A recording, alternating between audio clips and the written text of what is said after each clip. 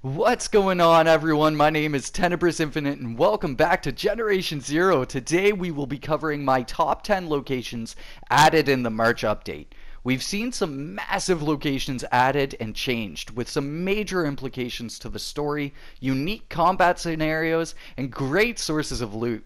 But first we'll be covering a bonus location here, the heart-shaped cave.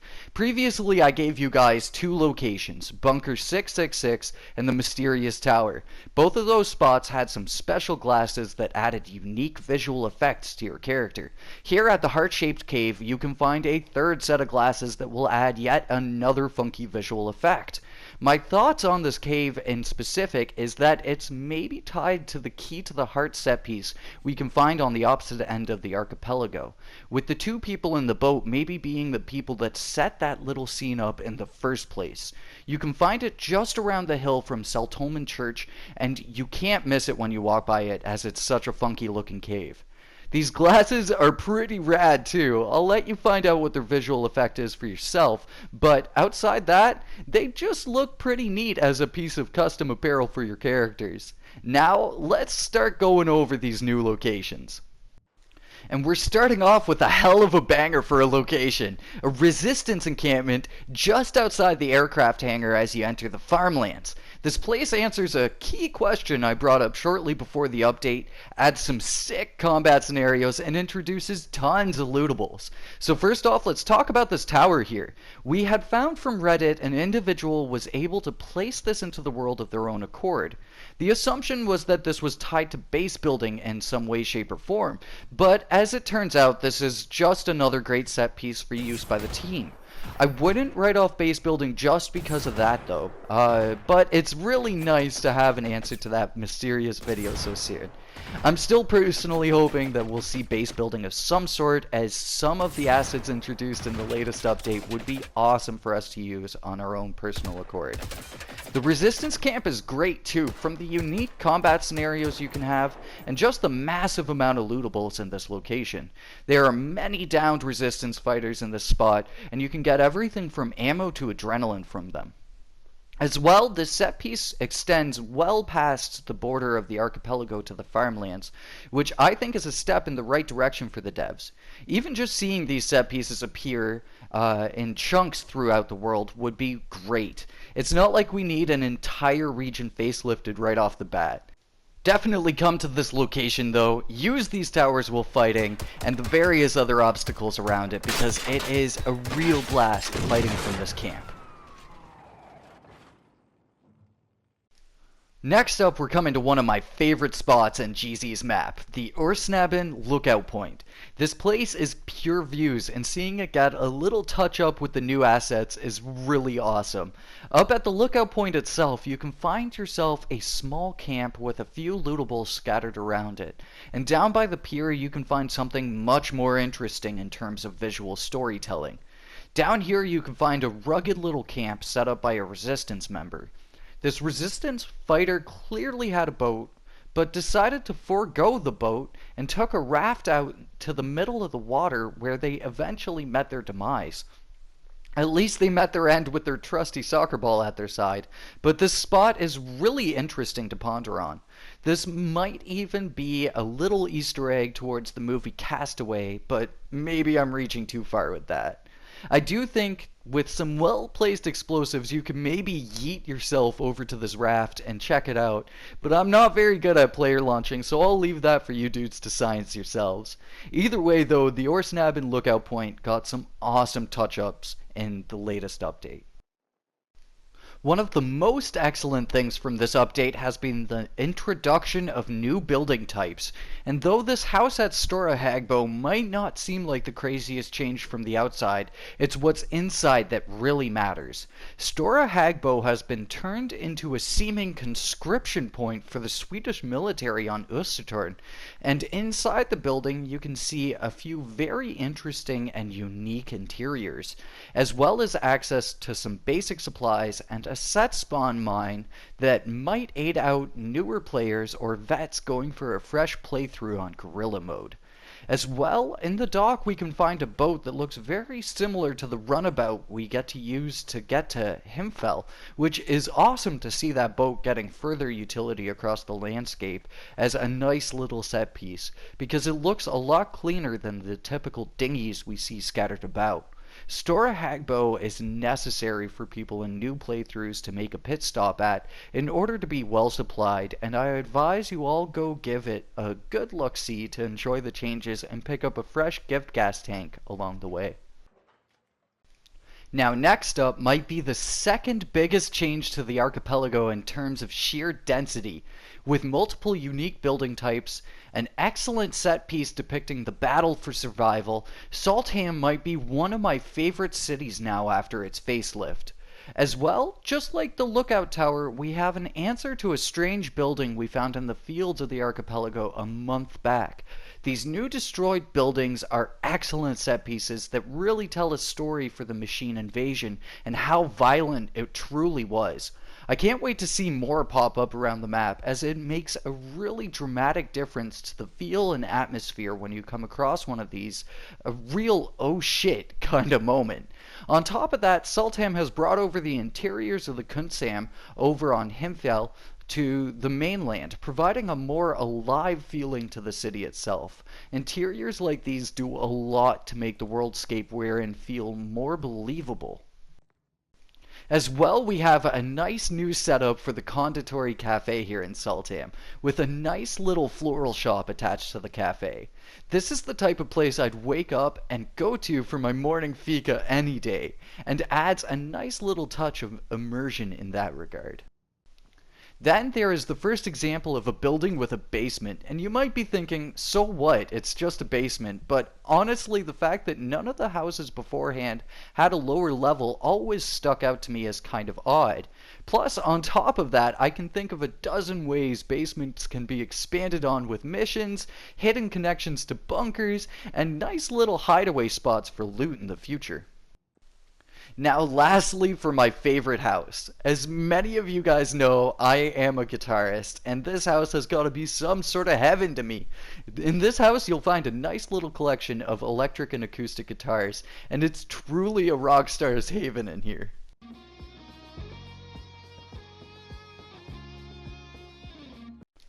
All in all, the changes to Sultan are truly excellent, and moving forwards, I cannot wait to see more cities come alive with these new updates as the years go on for GZ. For spot number 5, we're coming to the destroyed resistance camp north of Grantorp. This area is absolutely dismal and shows that just because you're well fortified doesn't mean you can endure the onslaught of machines. There is some real dramatic irony here with the label Sakrayit plastered on both sides of the encampment.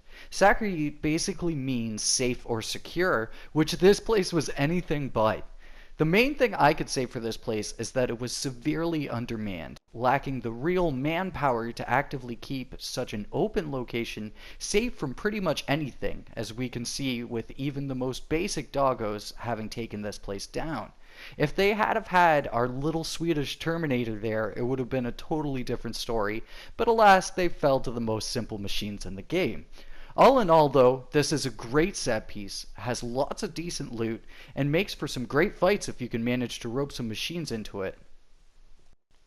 Now we're jumping into location number 6, the Norra Seltomen Ferry Pier. This is a short and sweet location, but does tons for the world building in Generation 0, having the first postal office we've seen properly in the game. There is a lot to be said for what the basic necessities do for making the world believable in GZ, and this is an unexpected one to tick off the box. Imagine all the parcels and deliveries that were delayed due to the machine uprising. It's truly an awful scene, that's for sure. I think that it would be nice if we could see a few more of these crop up around the map as time goes on.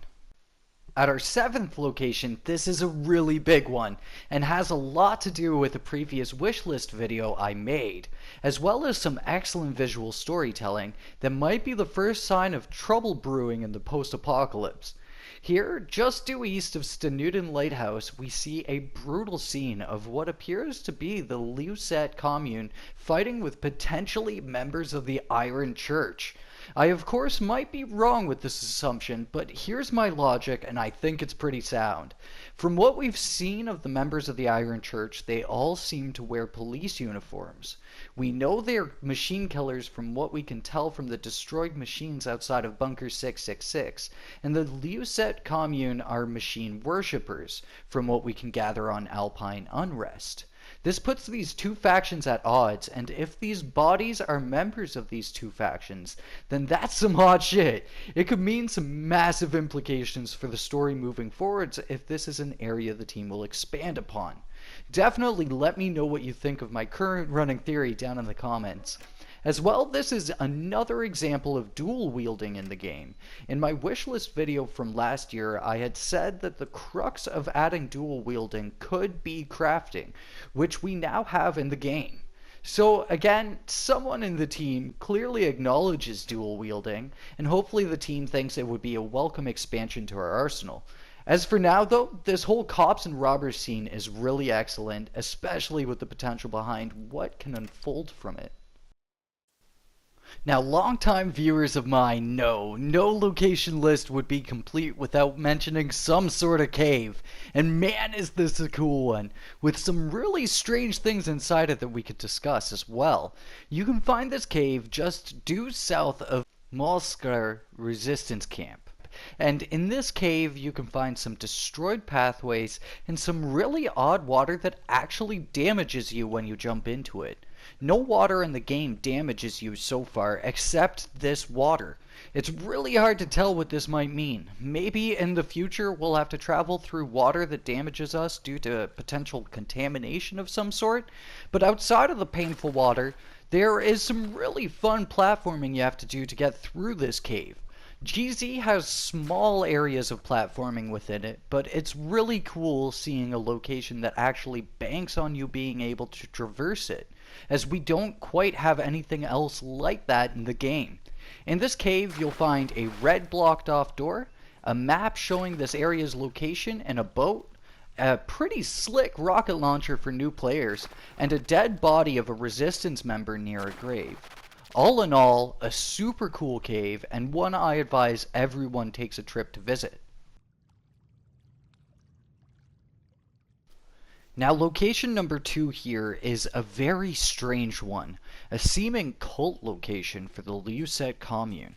There is a heavy fog that falls over you as you draw near, with only the eerie glowing lights of the location to guide you to it.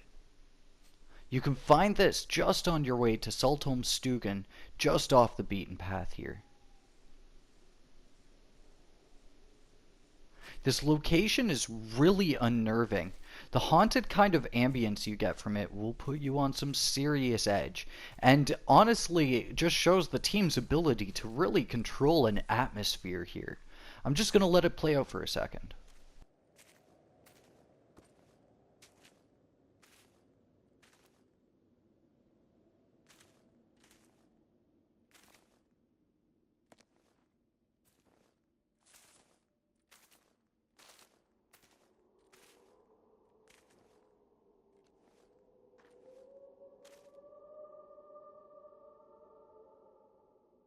This haunting ambience plays the whole time you're here, and inside the inner circle of the clearing is a strange birch tree.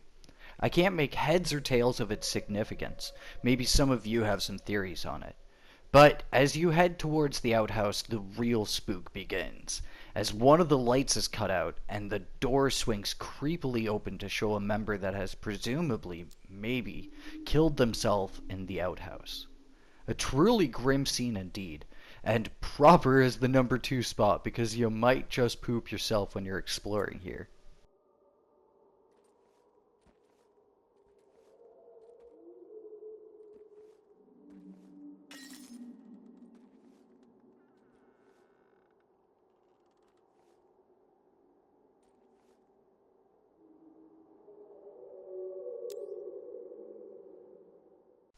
Now, the final location on this list is truly monumental. The changes to Meskar have been huge.